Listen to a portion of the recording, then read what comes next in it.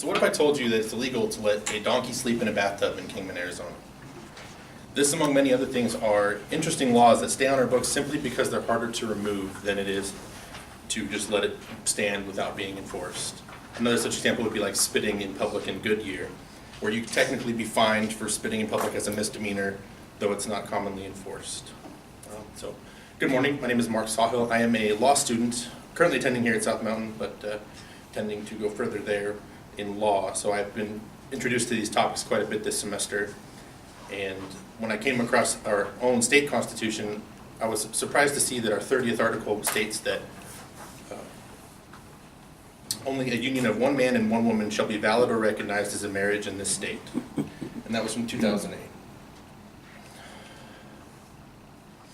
So I would like to eventually have you guys sign a petition here and eventually vote to repeal the 30th Amendment of our Constitution to more closely match the definition of our federal law. The debate generally comes between a faith and law definition. With faith, the more commonly used argument comes from Genesis 2:24, where it says that therefore shall a man leave his father and his mother and shall cleave unto his wife, and they shall be one flesh. The interpretation being that it comes from a father and a mother stating that the offspring are from one man and one woman tends to be their quote they use from Scripture. I think it's already included in faith that they have limitations on marriage. For example, Catholics are required to marry inside of a Catholic church for their marriage to be valid, so they already have limiting definitions on marriage without having to change law to do so.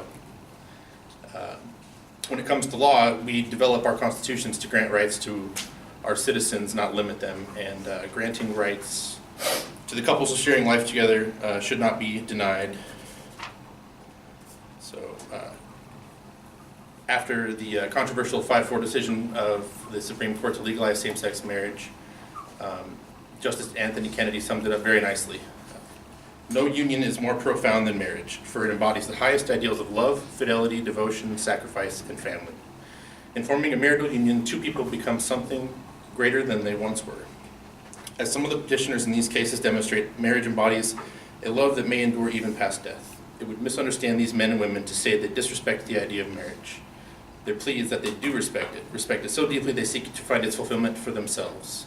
Their hope is not to be condemned to live in loneliness, excluded from the one civilization's oldest institutions. They ask for equal dignity in the eyes of the law. The Constitution grants them that right. So one man and one woman is no problem. You can marry at first sight on a TV show for that matter. And as long as your genitalia can create life, then it's okay.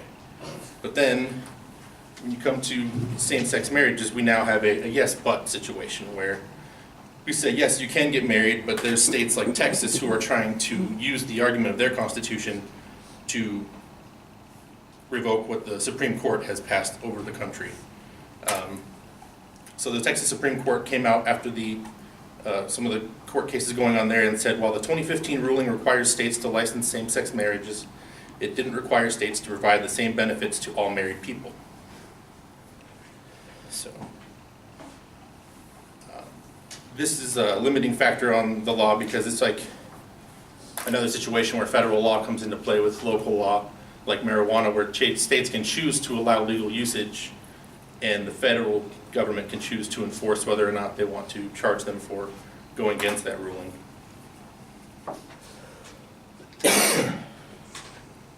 So in order to protect the rights of a pair of United States citizens that choose to share their life together, we should repeal the 30th article of our Constitution, and I implore you to sign this petition and eventually vote yes for marriage without limitations.